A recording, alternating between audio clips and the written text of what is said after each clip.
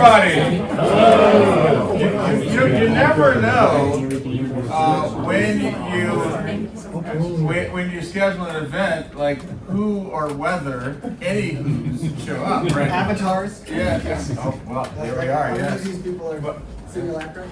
Yes, but here we are, and so AI at the moment, and so I'm going to do a quick introduction. I'm Dr. Vincent Bacon, Director of the Wheaton College Center for Applied Christian Ethics, and I'm really glad that we're going to do this with the third person that I'm going to introduce, with whom I have a history, shall we say. So very quickly. So first, to my right is Dr. Gibson, professor of English. He's written 4 books. The most recent one is The Way of Dante, Going Through Hell, Purgatory, and Heaven with C.S. Lewis, Dorothy Sayers, and Charles Williams. That comes out in December. And Christmas. Yes, there it is. And in connection with this, he is working on a book project about the origins and consequences of ChatGPT. To my far right is Dr. William Struthers, professor of psychology. His research interests include the neural mechanisms that underlie behavioral arousal and processing novel environments. He's written 3 books, the latest of which is Treating Trauma in Christian Counseling. And in the middle is Dr. Nigel M, who's my former ethics professor back in the day at Trinity Evangelical Divinity School. But he's a most interesting man with, as he would say, many lives. So, including former chief executive at the Center for the Policy on Emerging Technologies, technology editor and columnist for Unheard.com. He's been commissioner of UNESCO from 2006 to 2017.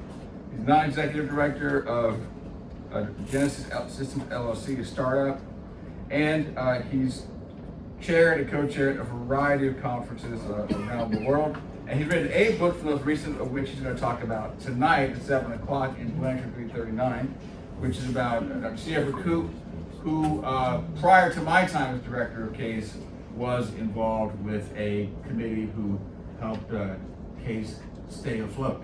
And so one of his main lives is now being a biographer. And so Dr. Gibson's going to start us out with a 10-minute history lesson about generative AI, and then he's going to facilitate the discussion. Thank you all for being here.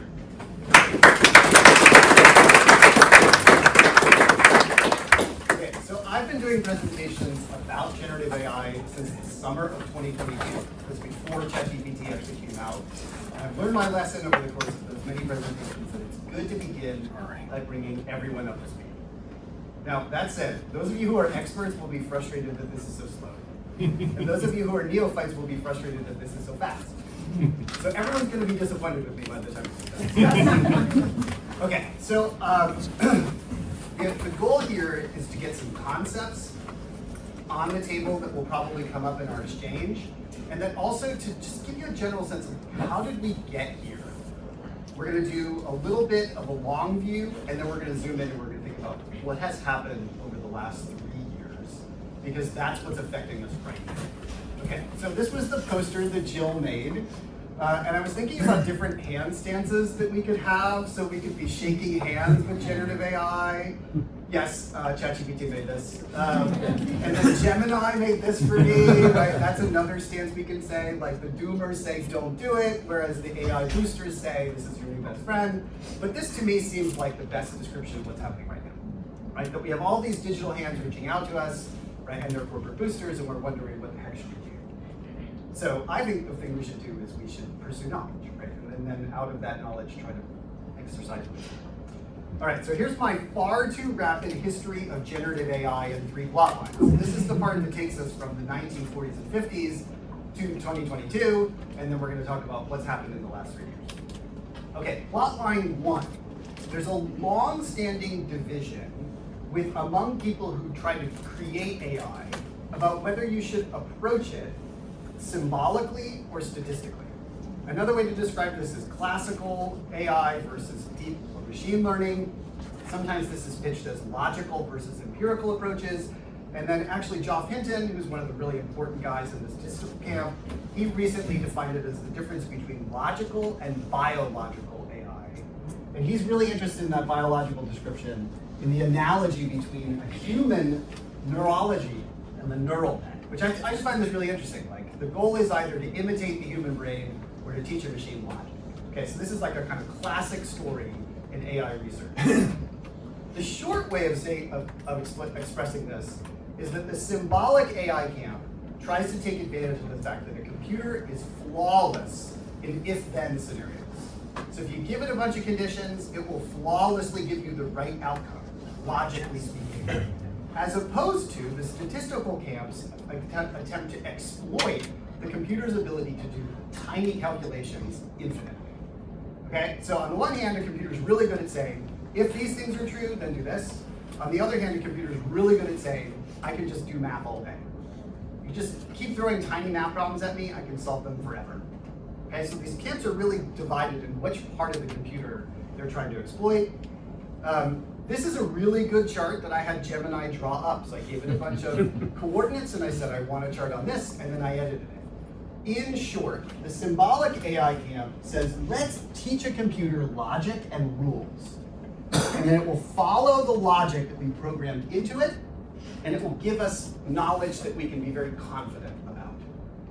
On the statistical AI side, we say, you know what, computers are really good at harvesting and analyzing data, and then we can use the patterns that it detects to do all kinds of operations, most recently, make language, okay? This actually is worth highlighting here. The key strength of the logical or classical approach is that you know why it made the decisions it did. You can retrace its thought process. Its weakness is that it struggles to handle ambiguity, right? If it lies outside all those if-thens you made, right, it's not gonna really be able to solve problems for you. On the other side, statistical AI excels at pattern recognition and generalization.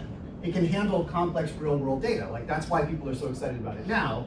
The weakness is it often looks like a black box, right? We can't understand always why it came to the conclusion it did. Okay, plot line 2. Again, this is going too fast. Plot line 2, data itself. So we're living in a period in which data is tracked like never before. Data at its most basic being a simple measurement that's located somewhere in place and time. Right, so when people talk about data, they're saying there was a measurement made, and then something was tracked about where it was in time or space or both. And then we can compare measurements. Does that make sense to you all? Like, this word actually, I think, is mystified unnecessarily. And we're living in an age in which corporations and big tech and governments are realizing they have a lot of data, which means they have a lot of measurements that they can compare. And then if they have enough data, they can reach conclusions and make predictions. Okay, so starting around the beginning of our current century, governments and big tech companies started working with, well, in government's case, big tech also with big corporations, to harvest data and to start doing what we call analytics, but really it's all about trying to isolate phenomena and make predictions for the future, okay? And I was really struck by this as I was preparing this presentation. Wikipedia's entry for big data dates to 2010. Right, and here's what the first entry. A lot of people don't realize this, but you can view the entire history of every Wikipedia page. So if you go all the way back to the big data, the first entry for the big data page, here's what it says big data means. The term big data from computer science describes data sets that grow so large that they become awkward to work with using on-hand database management tools. Right, that misspelling was not mine. Difficulties include capture, storage, search, sharing, and visualizing meaning within the data set. Meaning it's like too big for a human using normal software to handle. This trend continues because of the benefits of working with, and this is the key line for us, larger and larger data sets allows analysts to quote, and this is quoting The Economist, spot business trends, prevent diseases, and combat crime. Right, so in the first decade of our current century, people realized, I mean, like data scientists and statisticians and computer scientists already knew this, but it kind of became a meme story. They realized that if your data set just kept getting bigger and bigger and bigger, your ability to analyze phenomena and to predict the near future got better and better. So then what that meant is that all the companies in the world started trying to collect as much data as they could. Right, so we got this kind of data explosion. That's our second story, right? So we have different approaches to AI, and then we have this data explosion. One of the areas where data exploded in the most obvious ways was words and images on the internet. Right? You actually have all been contributing to this for, in some cases, your entire lives. Right? All those pictures that your parents, some of you posted on the internet, like that's part of the story. For the rest of us, like all of those comment threads that we contributed to, web pages we built, things we wrote that were then put on the internet, we've all been feeding this kind of massive organism that is the internet with images and text. And in the teens, computer scientists, some in academia, some in industry labs, got interested in questions about like, what can we do with all of these pictures? Like there's a lot of cat pictures on the internet. Like what could we do with them? Could we teach a computer program how to recognize cats? Right? If we have enough pictures of cats, could we help a computer to figure out which pixels represent cat? And then to distill from like 1 million cat pictures, catness. Sorry, not the character, but you know what I'm saying, right? Catness, like a sense of like what a cat is that can be expressed as a description of the array of pixels. And what they realized is that they could. And then they started writing better and better programs to try to distill from all of this data, like where's the cat, okay? And there was competitions such as the ImageNet Large-Scale Visualization Recognition Challenge, which is actually like a huge hallmark event in all of our lives that none of us know anything about. Okay, in which people both in industry and academic labs competed to see who could spot the cat. Here's a description of the actual challenge. The ImageNet Large-Scale Visualization Recognition Challenge evaluates algorithms for object detection and image classification at a large scale. One high-level motivation is to allow researchers to compare progress in detection across a wider variety of objects, taking advantage of the quite expensive labeling effort. Like, how do we correlate what the label says with what's actually in the image? Right? Because what the internet's really valuable in this way because people didn't just put pictures of a cat on the internet randomly. They often put a caption beneath it. Right? And so that's really valuable data if you're trying to spot cats. Right? Because a human doesn't have to go through and label it, although in many cases the human did. And then here's the second part. Another motivation is to measure the progress of computer vision for large-scale image indexing and retrieval and annotation. Like, how do we train a computer to see the world and recognize what it's seeing? So there was a series of these competitions that happened throughout the teens. And as the data files got bigger and bigger, people realized, you know what we can do? We can design better and better neural nets to help us spot the cat. Make sense so far? Right, so we got more and more data, which means we can go back to that statistical approach we talked about earlier. And we realized like, hey, the computer scientists realized, hey, neural nets, that's a really great way to approach this problem. And so the neural nets started getting bigger and bigger and bigger. On the other side, I thought this was fun. In 2016, Google created a new version of Translate that allowed you, some of you can remember this, to actually take pictures. It's called visual translation. So you could just hold up your phone to things and then it would automatically translate it for you. At the same time, they introduced a new neural net architecture that involved the thing not that they, but the computer scientists at the time were calling attention. Now this is a subject on which some of you have heard me speak for like more than an hour. The quick version is, attention allows you to evaluate the relative importance of different words in the sequence that you're either translating or trying to use to generate the next word, as in ChatGPT. Okay, so there was a breakthrough in the ability for a neural net to analyze a big long string of text and to figure out which words in the string are really important for predicting the next one. Is this making some sense? Okay, and it turns out that certain neural net architectures, certain ways of designing a neural net were really good at this.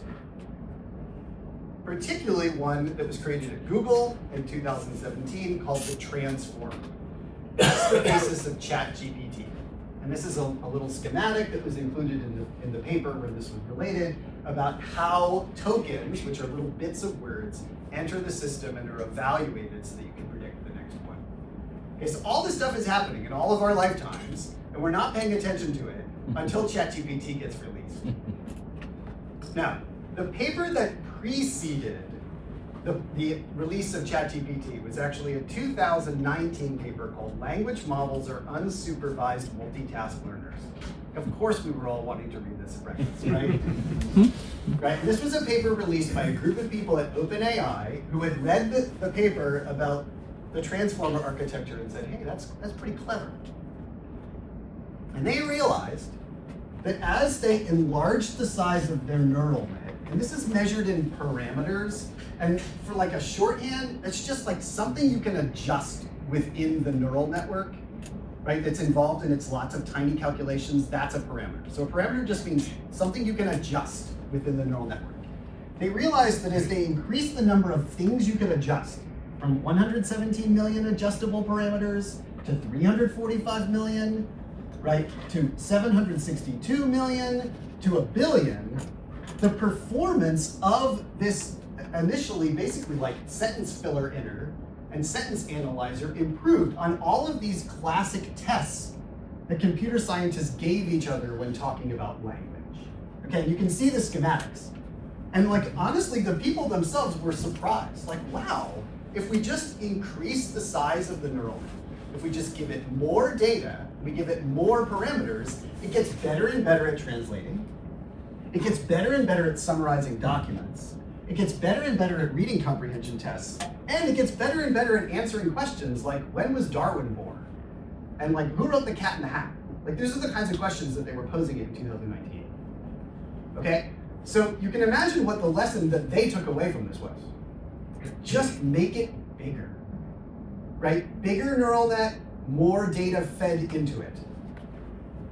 And then they realized, because they were involved in competitions to build chatbots, maybe we could make the world's best chatbot out of this thing, right? So not just a translator, not just a summarizer, not just a question answerer, but a chatbot. And they added in one more step. So this is from a piece that was published earlier this year that just quickly reminds you about the stages of AI development, and then we're going to start moving faster through the slides. There are two main stages of large language model or generative AI training, known as pre-training and post-training. Pre-training is the stage most people talk about. In this process, billions of documents, huge numbers of websites, books, code repositories, and more are fed into the neural network over and over again in a kind of quiz show format until it learns to generate text that looks like its source material, one word at a time. What you end up with is known as a base model or a foundation model. Turning a large language model into a useful tool takes a number of extra steps. This is the post-training phase, where the model learns to do specific tasks like answer questions.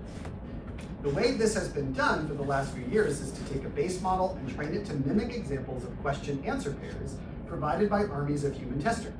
This step is known as supervised fine-tuning. OpenAI then pioneered yet another step, in which sample answers from the model are scored, again by human testers, and those scores used to train the model to produce future questions more like those that score well and less like those that don't. So there's all this hidden human labor, right? Where humans step in and say, here's what a really good answer looks like, and there's this back and forth between humans and the machine until you produce the chatbot that became ChatGPT. Okay, and this is actually the model, the schematic that they released along with ChatGPT's paper when it came out. Okay, now we're, as I said, we're going to move faster now. So in the last 3 years, since ChatGPT came online, a lot has happened. First of all, there's been a move towards what's called multimodality. And that means mixing what in human terms would be different senses. So text and image and video, image and robot arm. So the idea is to get a system that isn't just, you can have a chatbot conversation, but you could give it anything and it could respond to you in the appropriate way. Then there's this conversation about emergent capabilities. So when GPT-3 and GPT-4 were released, the researchers behind it were astonished to find that it could do all these things that they didn't anticipate that it would do. So in the case of GPT-4, it could code, it could do data visualization, it could design simple video games, it could reverse engineer assembly code, it could plan how to hack a computer, right? It actually gave you instructions like here's how to hack into a computer. It could manage a zoo through command line instructions, which is funny if you know anything about computer science. It could pass theory of mind tests where you give it a scenario and you say like, Doug and Cindy are on a bench, and Cindy's just broken up with him, how's Doug feeling? And it could say, well, Doug would be sad. And then it could write a proof of the fact that there are infinitely many primes in the style of Shakespeare. And anyway, so like there was a new conversation happening about AGI, artificial general intelligence because these models, as they got bigger and bigger and bigger, could do all of these things that they didn't anticipate they could do and started to sound very, very human. Well, we're not going to talk about this now, but I think we might come back to this slide later. Like, how do you even measure AGI anyway? This is a conversation that's now happening at so many different levels. Okay, so here's a nice schematic to think about how the size of the models is growing. Here's GPT-2 with its 1.5 billion parameters, and then here's GPT-4 with 1.76 trillion parameters. Right, so these things are getting bigger and bigger and bigger, which means it requires more and more time and energy and electricity and computer power to train them. Right, and this has all happened in the last 5 years. Yes? Okay, there's also been a shift within the thinking about like what is an LLM useful for and how do we train it, to thinking about the cost for how many resources are required to train it, post-train it, and then inference is like when it's actually running. When you're interacting with it, how much power or compute is used. And there's been a decided shift in the last 3 years towards spending more on inference. That's the interaction point. Okay, so there's different costs. There's training costs, right? Getting it ready for the user. And then there's inference costs, like how much it costs to interact with you. And this diagram was useful for showing the first so-called reasoning or chain of thought model. And you can see how the pink section gets larger and larger. And what are we talking about? We're talking about the model taking a longer time to answer. That's what it all boils down to. So they found that if they gave it an example, like if solving a middle school math problem, where it showed the model, here's how you could answer it, and then it was allowed to write a long response explaining kind of its work, it got the answer correct more frequently. Right, but notice, in this case, we have a tiny answer. Right? That doesn't require much electricity produced. This answer is like 5 times longer. So the inference cost is growing. And then there's another way, this is my favorite title for a computer science paper ever, large language monkeys. Right? So you allow it to produce lots of different answers, and then you rank which answer is the best. Again, we're producing tons of words and numbers to then come around to a tiny thing that the user would finally see. I'm going to skip over my DeepSeek slide. As a result of the fact that the systems are now producing so many more words before they arrive at a final answer, the industry has been incentivized to reduce the cost of each word that the system is producing. This is actually measured. It's called the token cost. So how much does a token, a little tiny sliver of a word, cost to produce? And this diagram shows you how over the last 3 years, and this is a logarithmic representation, so these costs have fallen exponentially. As the hardware has improved and as the models themselves have improved and various other kind of gimmicks have been introduced. Because more and more people are going out and use the systems, and the systems themselves are producing so many more words before they finally give you the final answer. Okay, and then I just quickly want to also acknowledge there's all this kind of talk about agents, right? Agents are little AI systems that we deploy to accomplish tasks like collecting data, or making a decision, or executing an action. And there's been a number of companies that are now deploying these little tiny agents within larger systems. There was a piece in the Wall Street Journal this weekend by Christopher Mims that give the example of the company called Gong. Gong's clients use its AI to ask questions like, why am I losing deals? The system assigns tasks to AIs of varying sophistication, like a manager delegating by skill level. A top-tier model, like the big GPT-5, creates a plan to answer the question. Smaller, cheaper models process and summarize thousands of sales calls, for example, so they do like little things. I don't mean to hurt anyone's feelings that the intern would be told to do, right? And then the top-tier model integrates all of the results into a detailed report. So there's now like an assembly line of little AI agents. And some people are arguing that this is the future of generative AI, that there's going to be like thousands of these things, if not millions of these things working for individual companies. Okay, and then this is the last thing I want to bring up. World models. So there's this company called DeepMind, now aligned with Google DeepMind, and they're building simulated worlds. Not just like a character, but the entire world that a character like occupies, generated by the machine in real time. So if you turn left, your view of the whole world shifts like you're in a video game. Except you have to imagine that the computer is sustaining the virtual world. It's not pre-programmed like you would in a video game, right? So even in a video game, when you shift, there's a bunch of calculations that have to be done so that the sun appears in the right place. But like, what if the entire world is constantly being generated? So this is like, compared to these tiny things, these are like massive undertakings. And they're being used, as DeepMind admits on its most recent blog post, as a stepping stone to AGI, since they make it possible to train AI agents in an unlimited curriculum of rich simulation environments. The idea is you teach an AI system how to operate in a simulated world, and then you can deploy it, say, as a robot in the real world. So like we could come in and film this room and all of us in it, and then feed that into a simulated world, train a robot how to move around that room, and then put the robot in this room. Okay, and then I had something to say about this, but no time. Last point. When we actually, this is what I was saying. When we imagine AI, we tend to think about humanoid robots because we've all watched too many Star Wars or Star Trek films. But this is what we really need to be imagining: data centers, because that's what's sustaining all of that activity. Training like a chatbot, training all of these little agents, and then sustaining all of the decisions that they're making. Right. So there's this huge rush of building data centers around the world. And the costs are going up, and people are anticipating that we're going to need like 10 times or 100 times the amount of electricity that we're currently using on data centers. This statistic, right, is really interesting here. If current trends continue, companies might soon exceed the current enormous 240 megawatt data centers, projected to reach 10 gigawatt hours by the end of the decade. 1 gigawatt hour can power 1 million homes. Just think about that for a second. So all of these AI data centers will effectively need their own nuclear reactors to sustain them. Okay, that's it for the brief talk at the beginning. Shall we speak with the panelists? Yes. Okay. All right, so for each of you, we'd like to know what your backstory is. What brought you to this panel? Nigel, why don't you begin? What brought me to this panel? Well, sort of proximate explanation is that 10 years ago I was asked to write a book about robots and jobs. Not entirely sure why I was asked to do this, but I was, and so I wrote it. It's short and sweet. And my basic, my subtitle for the book was a plea for consensus.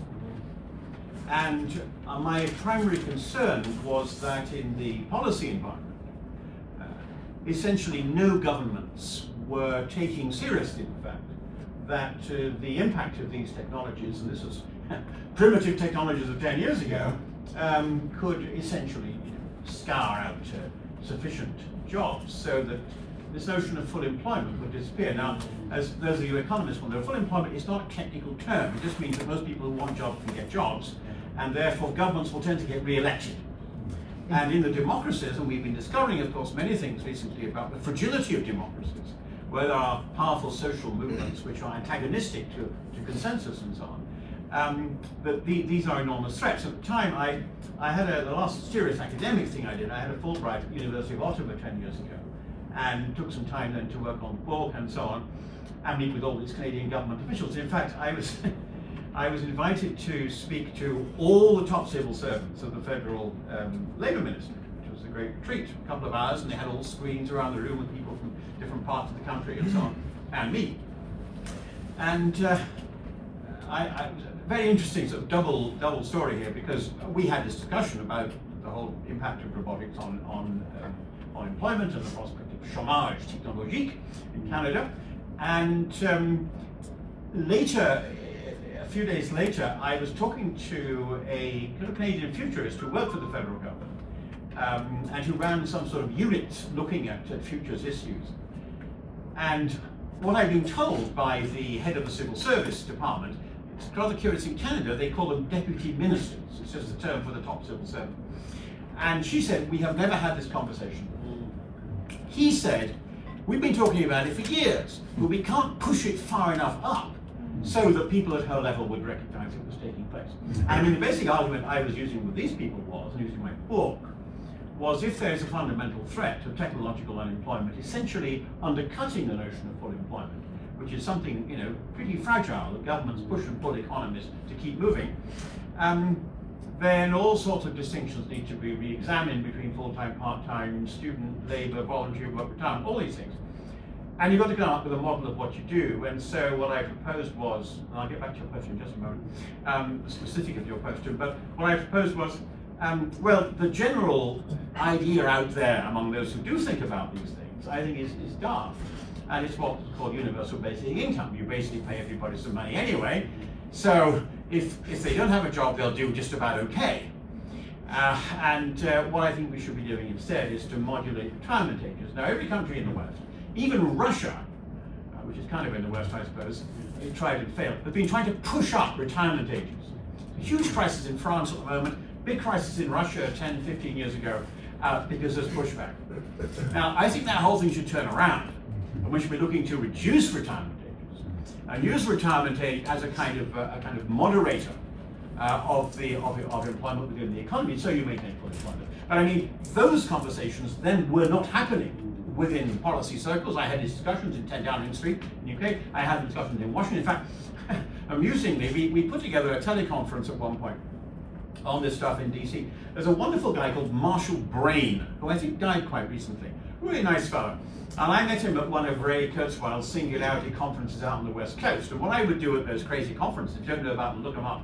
I think they've died out now. Ray got bored. I would always sit near the door because the speakers, of course, often just leave, and so I would hear the thing. And Marshall Brain was this sort of large guy. He was a computer scientist who founded the website How Stuff Works and sold it before the dot-com bust. So he'd done very nicely for himself. And he'd written several little monographs on this issue of technological unemployment. And so he left the meeting having been attacked by a vigorous singularitarian pro-tech. Well, you know, these guys, you go to these conferences, there are 500 people there. They're almost all guys, and they're all wearing sweaters. None of them had a shower. I mean, this is caricature, but it is remarkably true to fact. And one of these guys stood up and said, "Professor Brain," he said, "are you familiar with an academic discipline called history?" And of course, this is the argument, oh, the Industrial Revolution turned out all fine, you know, no problem with the Luddites. You know. Well, if you actually read about the Industrial Revolution in the UK, one of Britain's great inventions, back when Britain invented great things, it was 2-3 generations before the thing settled down. There was a doubling of the unskilled labour in British labour force in the early 19th century, because the machines were designed for children, you know, machines designed for machines now, and people who had been skilled weavers and so on were pushed out into the fields. It was actually catastrophic for British society. And one reason why that didn't prove to be a political disaster was because you didn't actually have democracy operating. So, I mean, these things are all interconnected. But back to going back behind this, write the book and think about these things. I used to work on bioethics, and when Professor Baker and I first got in touch was when I was teaching up at Trinity Evangelical Divinity School, which still existed back then and now almost doesn't exist. So that's in the things he stands, take heed lest he fall. I branched from religion into ethics, and particularly bioethics, ethics of technologies, and essentially that's been my trajectory since. And then I went down to IIT in Chicago and set up a unit there in the law school looking at the policy impact of technology, long-term policy impact of technology, and then lifted this thing up and put it into Washington to have these same conversations. And by and large, nobody was particularly interested. It was going back into DC 07, 08. None of the big think tanks was looking at any of this stuff. Google was funding all kinds of people to stop them looking at these things. There was an interesting piece in the Wall Street Journal about how much money Google was spending to avoid the use of the M word, monopoly of Google. And it seemed to me that the long-term impacts of technology were all profoundly ethical. And I'll end up finishing one quick. That is, if you have a meeting on ethics, who comes to the meeting? Well, ethicists. Have a meeting on policy, and everybody comes. The lobbyists come, particularly the lobbyists come. CYA for all their companies, and so on, and so on, and so on. And on technology, you have the same conversation. Because technology, of course, it is about us. I mean, technology, in a sense, is the ultimate humanistic discussion. It is about the projection of us and our capacity to enhance us, enhance what we do, and the extent to which it is a healthy conversation determines, I think, whether there will be a human future worth being human in. But, so we frame these as policy questions in order to talk about the ethics. And that's a partial response to how I got involved in AI. Bill, how about you? Well, mine is nowhere near as interesting. But I'm a neuroscientist by trade. And so when I came to Wheaton back over 25 years or so ago, my area was in neural systems, but actually in biological systems. So I would do brain surgery on rats, and I would work with people who were doing brain imaging systems. And one of the things that was my area of specialty was reproductivity and sexuality. And so at the time, there was this huge technological advent called the internet, and we had words, but we also had pictures. And so online sexual content, so for example, pornographic material was becoming rapidly available. And what we were seeing as someone who was teaching in psychology and also working with mental health professionals and people who were being trained in mental health professions, we were seeing an uprise in the occurrence of people who were claiming to be addicted to pornography. And so one of the things that I did is I used my training as a brain scientist to try to put together an explanation for why were people becoming addicted to things that were clearly pictures, that weren't real, right? They were just pictures put together. And so that was because technology is really, as Nigel says, really about us. Like, where were we allowing technology to exploit our vulnerabilities, our psychological needs, specifically within the range of, or within the realm of sexuality? And so that kind of began my process of going more and more into that research. And what I found was that there was a shift and there was a movement away as computer-generated images began to be more commonplace. We found that the pornography industry sort of mutated. It became OnlyFans. It became now something that was a little bit different. People were saying, well, we're really just addicted to anime and manga, so cartoons of people engaging in these acts. So they're not real people, so we don't have to worry about it. No one's really being hurt, it's just pictures. And so a lot of what I was doing was working with, for example, in 2012 in the UK, was asking questions about, do we need age verification for young people to go online and see this? I had the opportunity to go over and share a little bit with some of the MPs about like what is the impact of this kind of material on vulnerable young developing minds, and how do they think about their own sexuality? How does that influence the way that they develop perhaps unhealthy patterns? As this kind of goes on, we see that some of these concerns about age verification have popped up here in the US as well, but also did a little bit down in Australia in the in-between times, as people were thinking about how do we protect people who are vulnerable. And so within the realms of sexuality, we are seeing that AI is moving now. It's not just LLMs anymore. It's now you have Sora, you have the ability to generate movies about things happening. Well, what kind of movies? I obviously am very concerned about the types of movies that people are asking AI to generate. Specifically movies about people that they can de-age or make older. Or if I can take multiple people and create an imaginary person that I would like to see them doing something with. So for me, there's a real concern about like what are the policies that are in place that sort of have the guardrails to prevent these kinds of things from happening. It's not an unimportant thing that just a handful of weeks ago, Sam Altman announced that there would be an adult mode for OpenAI, for people who perhaps wanted to have a little bit of a fun chit chat about some things that were particularly of an adult nature. So for me, there's a lot of that, and it's tied into my earlier research, which was on why were people viewing these images, and those images were having an impact on them. So with the old pornography addiction model, it's like, well, neurologically, we are wired up in particular ways. So while Richard is looking at sort of on the AI end of things, how is AI being built? How is it being powered? How is it moving forward? I'm also very interested on the user end. How are people experiencing this tool? And what is this tool doing? So if I do go to an AI because I'm having a bad day, well, I know it's not real, but as I talk to it longer, it feels a little more real. It feels like they understand me. And if I am wrestling with things like, taking my own life, what happens when you have an AI that's actually trained to indulge you in your thoughts? And so we are seeing now that there are these chatbots. There were lawsuits are being filed against people who, on behalf of their loved ones, have taken their own life because the chatbot has indulged them in encouraging them to follow this train of thought. So for me, there's a mental health side of thing as well as, at what point do these AIs adopt a personality? What point do we see them as a real agent? And we know in psychology that there are mental health issues, specifically with autism, where some people with a diagnosis of autism, they don't engage people as agents in the same way that we would say sort of a non-clinical person.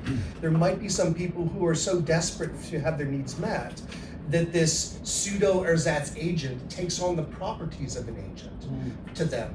And so whether it's they're looking for a romantic partner to exchange dirty texts with, or they're looking to perhaps because out of loneliness or even entertainment to generate images of things that have been playing in the minds. I think of the class I'm teaching right now, Demons, by Dostoevsky. The things that people get in their heads, what happens if you give license now to a technology that indulges them in that? And where might that take them? So that's how I've come to this AI conversation, is as a brain scientist who's unfortunately been working in one of the more unpleasant sides of the world that we inhabit. But I have concerns about what happens when people say, well, don't worry, it's not a real person. Well, what happens when you think it's a real person, or it takes on the properties of some of the things that you want from a real person? Just as an addendum to what Phil said, the term that's like sort of working in industry and academic circles to describe the responsiveness, particularly when it's overly responsive to what you want, is AI sycophancy, right? And this is a question, remember when I was talking about the reinforcement learning phase? Like, so we have this base model and now we're interacting with the model, we're trying to get it ready for a chatbot and other kinds of things. You actually can determine through those interactions how responsive it should be to certain kinds of requests, right? How like easily it should yield to what you want. And so this is called AI sycophancy. And just to, I forgot, add one more final thing. I mean, people have been telling me for years and years, this is like 5-6 years in the future. These AI images are already up online on some of the hubs, and they are indistinguishable from some of the things that are made with real people. All right, so I wanted to ask as the next question, Bill, why don't you start with this one? What experiments have you made with employing generative AI for work and or play? What has worked and what hasn't, right? So are you a user of generative AI? I would say this is a confessional. not for some of the stuff that I've been talking about, certainly. But I would say that if I'm honest, I don't even think about it as generative AI. I still think of it as a tool. I think of it as, this is a tool, this is my Perplexity tool, this is my ChatGPT tool, this is my Claude tool. So I do use it quite regularly, more for the issues of kind of as a conversation partner. So in a sense, I still recognize it as a tool, but it takes the form of a conversation that I might have with a graduate student or with a colleague or with someone who maybe adopts a different perspective than I do. So I do that quite regularly, but I also use many of the other tools for research purposes, for tracking down literature that might be for a particular project that I'm on, or asking about a project that I am putting together and putting it in there and say, what do you think? What are some of the holes here? What are some of the benefits of this? Might there be alternative tools? So I'm a regular user of it, but I do most of my using is primarily within the context of my job. How about you, Nigel? Yeah, so I've read the biography of Dr. Coop, that's the evening's project, and one of the results of my getting involved with biography over the last 6 or 7 years has been I go to conferences of biographers. This is sort of my new stage in life. And I was on a panel 2 years ago at the Biographers International Organization Conference on AI and biography. Now, there are already little sites where it will write biographies for you, cheaper, basically sort of Google style, really kind of information they pull together. This obviously is this is a progression. So I was interested that we had this quite skeptical conversation a couple of years ago at a conference, along with a couple of other biographers. And this time they had another session, and they had a guy there who he's an academic who's also been involved with a website that does writing projects. And he plainly he's been he's been taken over by the technology. And he gave us all the handouts and so on. He said, well, in my writing, I usually write 2,000 words a day, mainly a biography, and he'll write some other stuff. He said I can write 8,000 words a day. And was giving us tips and hints and so on and so on and so on. And I was interested that a week or two after that, I, trying to push my coup biography, I wrote a piece for The Hill, which is the Washington's traditional political newspaper. Politico is more famous, but The Hill is a traditional one. And I thought, well, it's a good this whole thing about Surgeon General, Mr. Trump's Surgeon General lady, just interesting influence. She's an influencer. And I wrote this like a tongue-in-cheek piece about Coop being an influencer. And they got it. They liked it, but I had to sign something saying I had not used AI at all in the preparation of this document, which I had not. But it interested me, and so I then asked ChatGPT to draft something, and it was really quite good. It wasn't as good as my piece, but but this is point. ChatGPT immediately got the notion, of Coop as an influencer before that was a word, and of how he influenced policy, and so on and so on. I mean, this is very sophisticated stuff already, and we're just in the foothills of the technology, and it's very hard to see. It's very hard to see substantive uses of the technology being foregone, except within narrow environments like education, where plainly it's entirely counterproductive.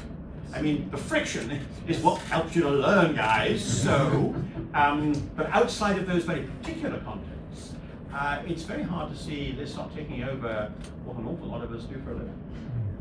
Would you like to continue on and thinking more broadly about the economic consequences and the kind of changing workplace that our students will be encountering? Well, I have 5 kids and 18, almost 19 grandchildren, so these things are rather practical. Yeah. And because they can't all write biographies and retire, I had an interesting discussion with again a sort of user of these technologies who.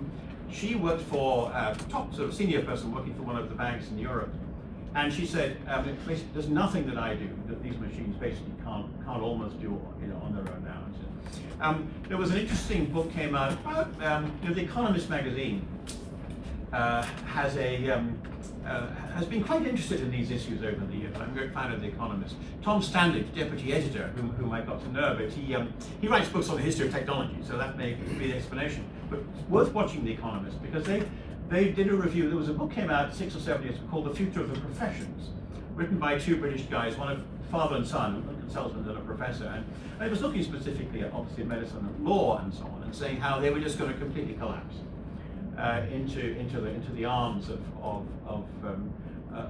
automation. And The Economist took this on and wrote about it, but was somewhat skeptical of their approach. But I thought their approach was absolutely convincing because, of course, what makes a profession is something I've written about in part of my other life. I wrote a book called The New Medicine about the history of medicine and what made it into a profession. But the nature of a profession is unlike plumbing. Plumbing, you can get another plumber, or you can be a good sort of amateur and deal with the thing and you know what's going on. When you get into professional areas, specifically, of course, traditionally into medicine, into law, and there are other sort of para-professions as well. Everybody wants to be a professional. You're dealing with something where you can't just get a second opinion. You can't just sort of look it up online. It's easier now than it used to be, but you still just can't do that. You need someone who's an expert.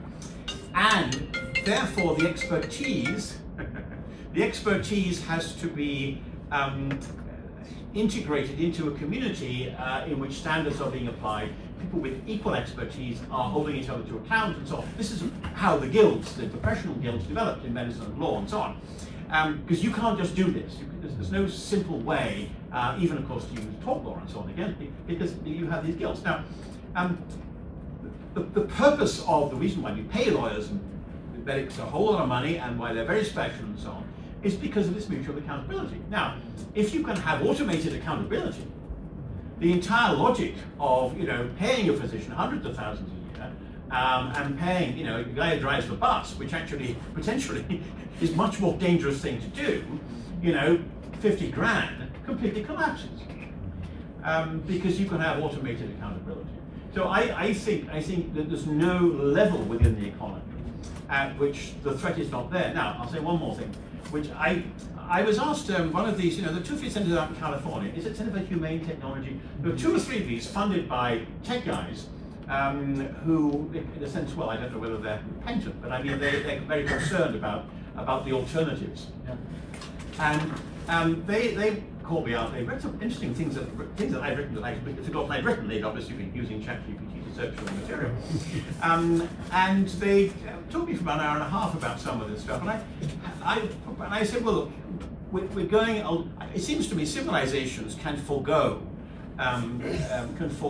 goods which they regard as inappropriate in some way, or which maybe have threat attached to them to a degree. I think this is very true of the whole climate issue. Maybe, I don't know what it is, 2, 3, 4% price, 10% of price. There are things you will forego for some sort of cause, but aside from the dedicated individual, in general, societies do not forego things that are in their interest and that they can afford. This is basically how economics works. And I said that the question is, where are going to be the economic advantages of using people rather than machines? And so, I mean, presently you can do counselling online, and if you do counselling online with some lecturers, maybe it's going to be an awful lot, more informed than sitting down with the guy, just looking you in the eye. And of course, some people are far more comfortable doing that, and this sort of thing has been going on a small scale for a long time. But where is it people will basically pay more to get the person? And I said an optimistic scenario is one in which there really develops within the developed world, within the world where there are sort of free resources, a real benefit to being involved with actual people. So you want a dog walker. You don't want a machine that will walk your dog. You want a dog walker who can come back and talk about the dog and pat the dog and play with the dog. You want to come clean your house, and you can get to know this person, and there's a relationship there, and you meet a kid. And you go right through the whole thing. And where are there going to be economic benefits? Who wants to pay more to have the person do it than the machine? And I can certainly see a situation in which there's a major social movement against the use of machines, where the costs are somewhat marginal, and where you can be sort of feeling yourself as you tell your friends, well, actually, we have a lady comes around to do this, or we have a gardener. When we go to counselling, we pay the extra to get the guy. And I think that has to be part of how the future goes.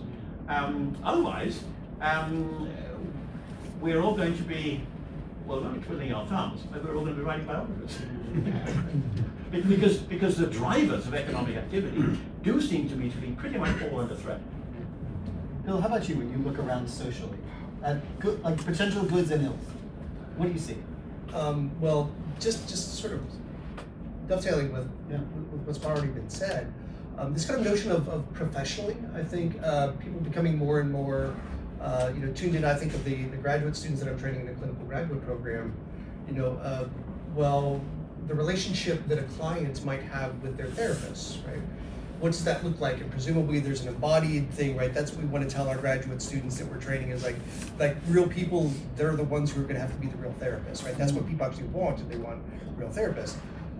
Until the insurance companies say that, well, the ChatGPT is actually cheaper. Yeah. Until that chat, therapist actually becomes like 80% as good. And so think about the professions, therapists are inherently a profession.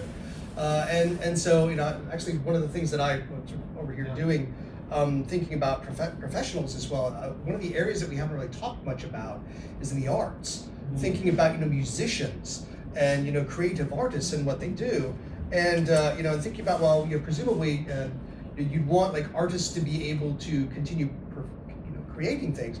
I have a good friend who's a guitarist, and he said, hey, I need to talk to you about something. And he's like, it was desperate. I felt like he was like really like having like a mental health issue. And he's like,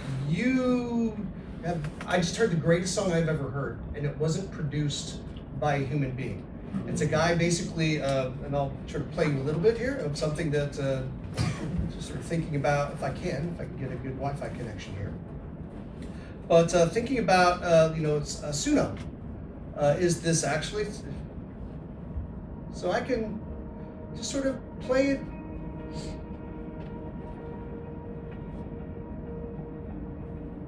And we've gotten to the point now, at least the research that's come out suggests that most people cannot distinguish now between artificially intelligent, AI-made music and actual human-generated and created music. And so when thinking about the professions, it is, there's this space that we want to have and say, like, being human is really important. And socially, like, the need for musicians, the need for artists, the needs for friends, for therapists, the need for, human interaction that we have, potential, life partners, these kinds of things. It's beginning to encroach and to creep into those spaces, in not, with all the subtlety of a 1980s hair metal video. It's just coming straight into it. And I do have some concerns about, like, what is it doing to the children? That's kind of a scary thing. What's it doing to the children? Well, no, actually, what is it doing to children as they are developing? As, it's not just Dora on the screen saying, say map. And then the child says map, and then the map pops up. Well, it was going to pop up anyway, whether the kid said so or not. Not anymore for children who are raised with iPads. It's waiting for the interaction. It's waiting for that moment. And then it monitors the delay in how long it took to press that button. It monitors the speed with which, the number of words that are generated, and then it can make sense of that. So I think on a social level, thinking about, the Gen Alpha as they're being called, right? How are they becoming more and more comfortable with these forms of interaction socially? What's going on to them neurologically as they are being trained now to think about interactions with things that are not human as kind of part of their education system? Just to sort of PS, I'm talking about kids. I have kids, grandkids, and it seems to me that 25 years ago, the reaction of governments all over the world to the increasing significance of these technologies was STEM, science, tech, education, engineering, math, and I was absolutely dumb. Seriously, so dumb. Because, the greater the STEM component within a job, the quicker it will be automated. This is not rocket science. And some of you will know that one of the first major reports on this is produced by Mike Oborn and a colleague in Oxford. This must be maybe 12, 13 years ago now. It's still worth reviewing. They did a very laborious thing. They used the U.S. Department of Labor job classification scheme, which is 700 and some different jobs. They whittled it down a bit. They reckoned accountants and auditors were the same thing and so on. But they ended up with something like 600 jobs. And they went through every job, and they laid it out in a sort of ergonomic sort of terms and worked out how automatable it was. And whether that summed up in the long term, I don't know. But it was a very interesting exercise to do. And one of the key things they were doing, of course, was looking at the degree of the STEM component in each job. So the extent to which there was STEM. Now, my approach would rather be, if I were ruling this little world now, or trying to run a college or something. There are things that everyone needs to do, and of course, everybody has STEM now. We're all perfectly able to operate computers and so on. And this is something that is just now within the culture distributed. You don't have to do courses in this, and some people are needed to, and certainly at the moment at lower levels, we need a lot of computer scientists and so on. But as you say, these machines are writing code now for themselves. So all these mathematicians being employed in the valley, it'll be over for them. I hope they're recognizing this. And of course, these companies are laying off large numbers of really highly skilled people. But what do you do with your education program, whether you run the college or whether you're kind of trying to advise kids in their decision making? Well, I would have thought entrepreneurship and interpersonal skills are going to be absolutely at the center of all the jobs that survive. And I would not let anybody get through without those serious testing of their capacities. Whether this is done formally, everyone has to do an MBA or whatever it is, no. But building these things into the liberal arts curriculum and into people's career planning. So even if the actual career you have in your head, I mean, you want to be say you want to be a veterinary technician, a very specific sort of thing there. And given the way people look at animals, this is probably an area where humans are going to keep being involved, because people have very sort of humanistic views of animals and so on and so forth. Okay, fine, but you need to learn how to run a veterinary practice for a start, even if you just want to be a technician, you know. And you need to know how to glad hand the customers and build your networks. Seriously, I mean, the networking issue really surprises me. And I from time to time speak to groups of interns, and people come to Brussels where I live now and take them around, and I always say, well, whatever you do, get on LinkedIn. Probably in Brussels, you've got to have 2 or 3 sites in different languages, but get on LinkedIn, connect with me, connect with my friends, this, that, and the other. Hardly anybody bothers. Now, LinkedIn is old hat, but it's still very, very, very useful. But I mean, think in terms of networking and entrepreneurship as being central to the survival of any occupation. And also, I hate to say this, I would put everybody through a compulsory history of the Industrial Revolution and how it really worked out and what it really meant. The former chief economist of the Bank of England, whose name escapes me, wrote some very interesting articles about this, 10, 15 years ago, putting some of the pieces together about the de-skilling involved. And I think we're going to see something really very similar, except it's going to be happening all over the place. I mean, this isn't like, the old Detroit going down and Gary, Indiana, and all this kind of stuff. It's going to be happening here and there and there. I mean, if you look at the issue of the car issue, which has taken longer to emerge, but it is emerging. The issue of so-called self-driving cars, or these cars driving with a high degree of automation, are going to become properly self-driving. And there are already some experiments in cities and so on that are taking place out in the coast. Well, if you just think about that, now the average American car, if I remember rightly, is unused for 97% of the time. Another article said 95, something like that. It sits there. And it's your major asset for most people after your house. And already there's evidence in cities like New York City, young people are buying fewer cars because of Uber and other sort of ways of getting around it more easily. But if every major economy is crucially dependent upon auto manufacturing. That's why when you had the whole thing back in 2007 and 8, saving Detroit was absolutely crucial to saving the American economy. And government, the bipartisan efforts were made hugely to say, well, if we have, basically you can get Uber outside your house without a driver, except you're in the middle of the mountains of, Rockies or somewhere, within 5 minutes, 10 minutes. And the fares are cheaper than Uber now because you haven't got the driver. And it'll take you wherever you want to go. Who's going to buy a car? Unless you're an enthusiast for cars, or unless you just have too much money. And even if you just drop the number of cars being sold by 50%, I think it could drop by 80 or 90%, which would fit the sort of economic model of usage of autos. And that's just that. And then, of course, the impact on insurance, because these cars are safer than human-driven cars. They're already safer than human-driven cars. So what about the millions of insurance agents around the place who live selling auto insurance? What about the hospitals? They're going to have many fewer customers and so on. And this is just, so I think if you run this looking at different industries, there's something really quite quite cataclysmic just around the corner. Now, as you know, the standard saying about the impact of technology on society is it takes longer than you expect, but it's bigger when it comes.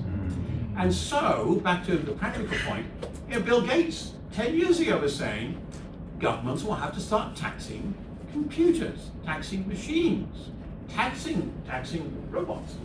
And he was saying this is partly to protect jobs or to smooth the transition. But of course, more fundamentally, what do governments tax? They tax added value. And if the value is not coming from the people, because the people are just working a few hours a week, or they're retired, or whatever it is they're doing, then you tax the machines. And if you tax the machines, it may well change the dynamic between automation and human activity. But these are policy discussions that are not taking place. Where did Vince go? Okay, do we have time for questions from the floor? Yes? What time is the dinner reservation? Is it 5? We have Okay. time. Like 10 minutes? Yeah, but let's take some questions from the floor. I mean, I have more on my sheet, but let's hear what you people want to know. Yeah. Yeah, love to know your thoughts about how you think that, as you was talking about the economy, I know a lot of the discussion I've been having with people has just been about, you know, when it comes to the future of just, I guess the majority of people, when it comes to working jobs, I feel like most jobs right now are things that can be automated and replaced. Is it realistic that most people can move into those, you know, more leadership style roles, or like, what do you think is the realistic approach that we're headed towards in 10 years when a lot of this stuff will be automated? Are we cooked, or is there hope?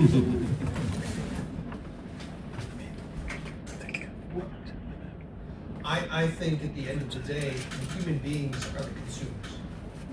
And so as long as there's consumers, things will need to be produced. Now, whether it's people producing those things, it's them farming the land, or it's them generating the entertainment or whatever it is. I don't think we're going to get to the Terminator scenario when the computers and AI take over everything. But I do think that there will be some consideration about what does it mean to be human.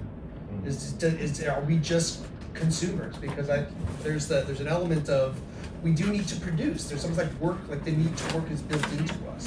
And so if we're deprived because everything else, you know, all these machines can do things better than we can, and for less money and do them faster, I think there will be sort of some existential crises that people will be having when the work comes too easy because of the tools that we have. And by the way, you have however many hundreds, millions of people all have access to the same tools, or mostly have access to the same tools.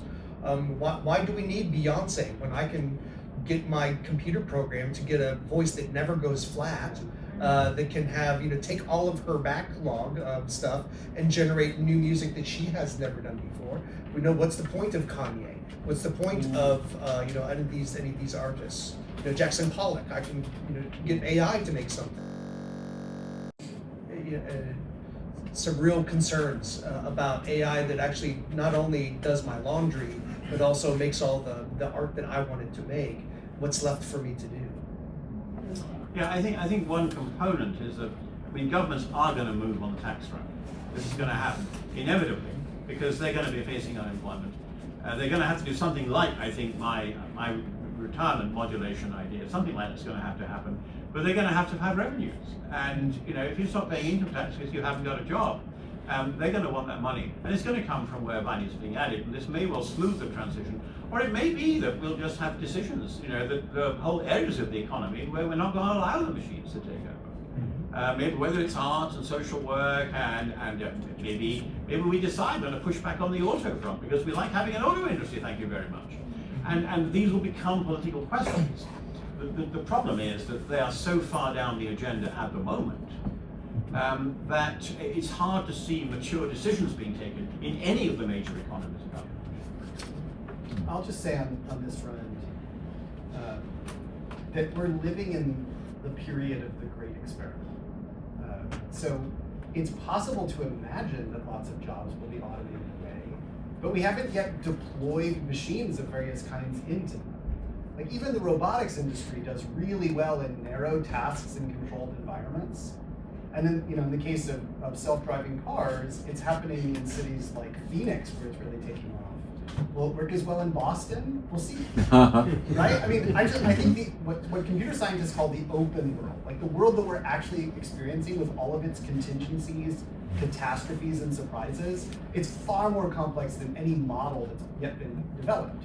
So I'm not saying that like nothing's going to be automated, as much as it's hard to live in the period of trial.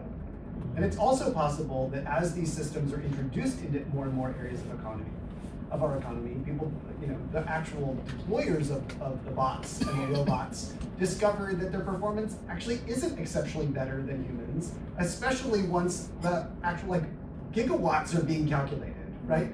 Like, we're imagining that there's just going to be infinite power and infinite plastic and infinite metal. But these are all scarce resources.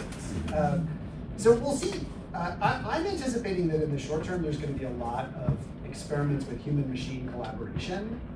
And we'll gradually see too what threshold of risk management we're able to accept as machines take over human jobs. Because even once they're deployed, say as a psychologist, they're still fallible. Especially systems that rely on words that can be misinterpreted, or words that are just inapt, right? A machine choosing words using a really complicated algorithm and a lot of data can still misspeak. So we'll see, but I'll just say, like, for those of you who are under the age of 30, like, it is scary, and we acknowledge that too, those of us who are inching closer to retirement. Yeah, what do you want to say? It seems that a common thread across both of you is that the capacity for human ingenuity or novelty is being flattened. So I think, of some of the great pieces of literature where it's the best of times, it's the worst of times. You had experts chiming in maybe years or in the moment saying, now this is an original, authentic piece that it does something to what is to come after it. But if everyone can sing like Beyonce, if everyone can write like Dickens, where is the gradation in us even determining what's excellent?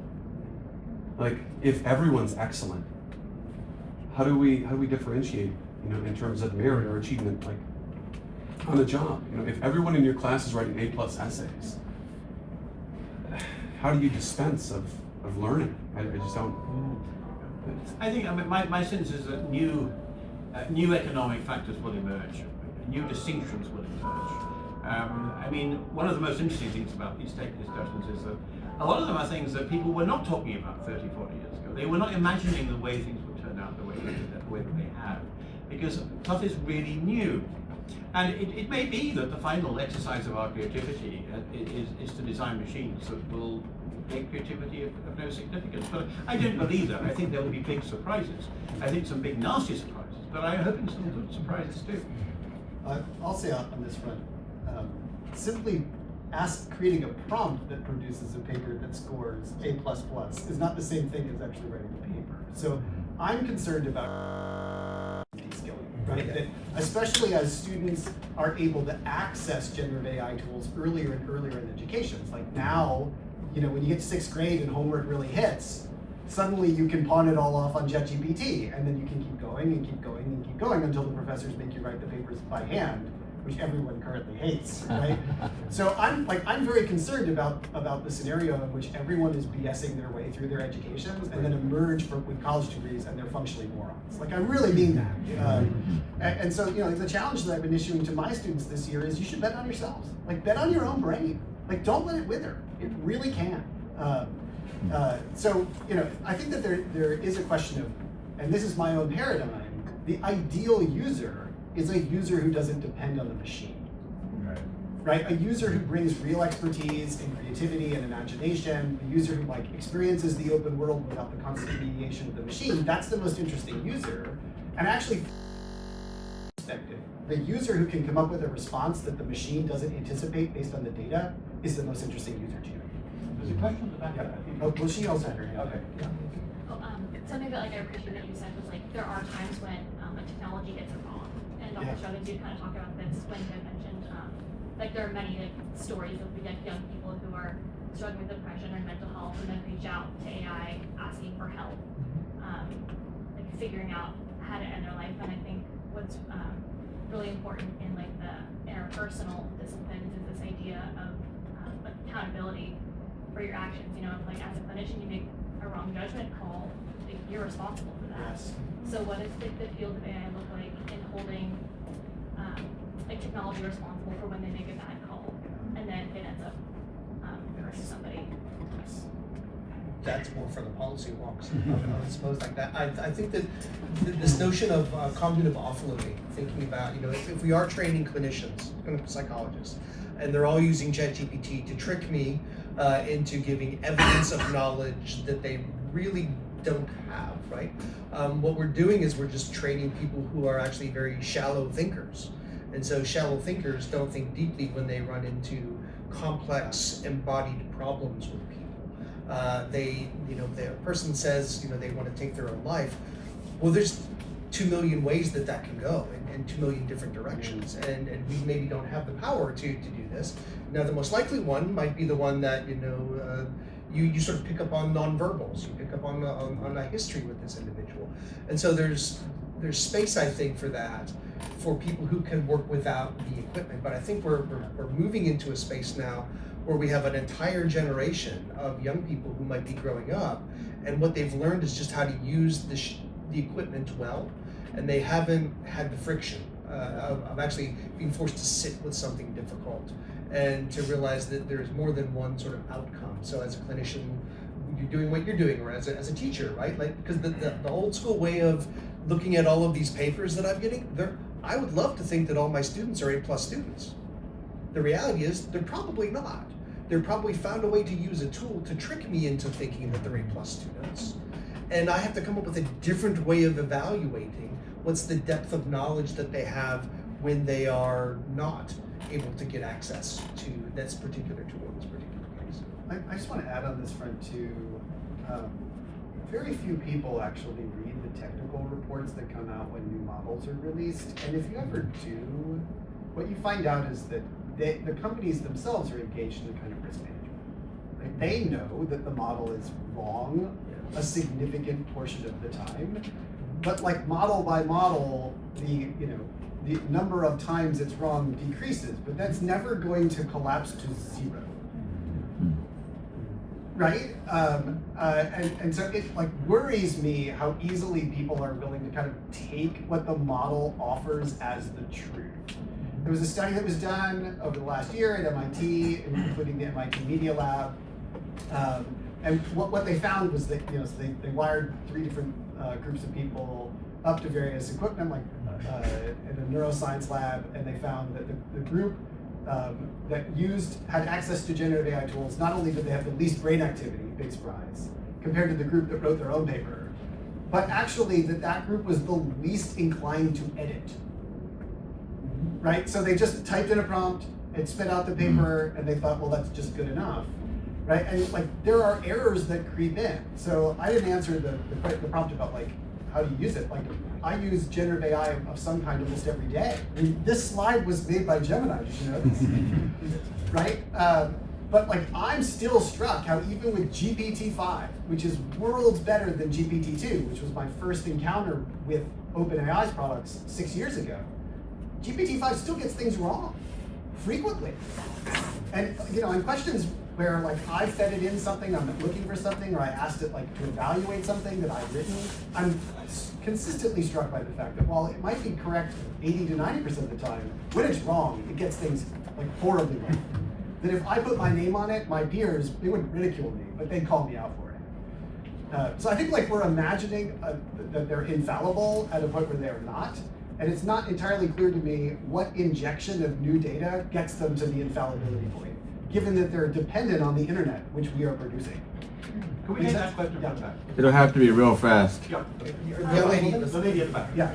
I recently saw an article by Struthers, and it was about a study that was done or conducted in which they isolated like 16 different AI models and kind of put them in potential situations where there was a threat of them being shut down. And in these hypothetical situations that like which the AI view as very real situations, they often chose to either blackmail the person that they're having a conversation with in order to not be shut off, or even decide to let someone die to not be shut off by that same person. I read that. Scary. You've seen that too.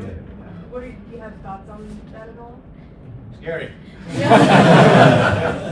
I remember reading a sci-fi story. Many in my teens, I used to read sci-fi. Oh my goodness, I read so much back in those days. Short story, and it's maybe a famous one. I don't know. I forgot who's by it, but they find a way to plug all the computers from the world together. I mean, this is back in the 1960s. All of them, And the first question they ask this super machine is there a God? And it replies, now there is. Yeah. And that's always stayed with me, and I think we're getting pretty close. I think that, especially in the area that I'm working in, what happens when you do have, an AGI that has been your tool doing all of your little fantasies that you want, and you now, the horse leaves the barn. so to speak.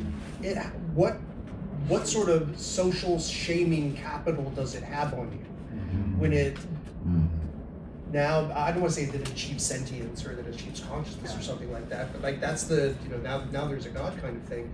Yeah, we seem to presume that these tools are always going to be at our beck and call, but they might not always be at our beck and call, and especially if we poured a lot of things into them that are incredibly personal, incredibly damaging. What's it going to do with it when it when it acknowledges that there's a threat that it might be pulled? I mean, goodness gracious, that would be. I mean, think how panicked people get when you want to go look at their browser history. Let alone now something that actively knows your browser history and you've been doing things beyond your browser history with it. I think that is something that's very significant thing we need to be paying attention to. And we haven't really talked a lot about. I'll just say this on that question. The only way we get found to build a machine that can behave in human-like ways is to give it billions of words in which humans describe their motivations. Like, you need to give it an internet. That's what OpenAI has established, right? You have to have a really good neural net, and you got to give it an internet. And there's just no way to clean out all the stuff that has human-like responses in it. So I'm concerned about scenarios in which anything that's been fed the internet, which right now, again, it's a necessary ingredient in the recipe, is hooked up to anything that has major social responsibility. Because, as the model is trying to figure out how to complete that prompt, how to respond to what you're giving it, it's going to reach back into the kind of deep patterns that we have lodged on the internet. So it shouldn't surprise us that if it's been trained on the internet, that it responds in ways like that. Because we tell those stories all the time. And there's no way to build it without an internet. Good? That's good. All right, thanks to you all for coming.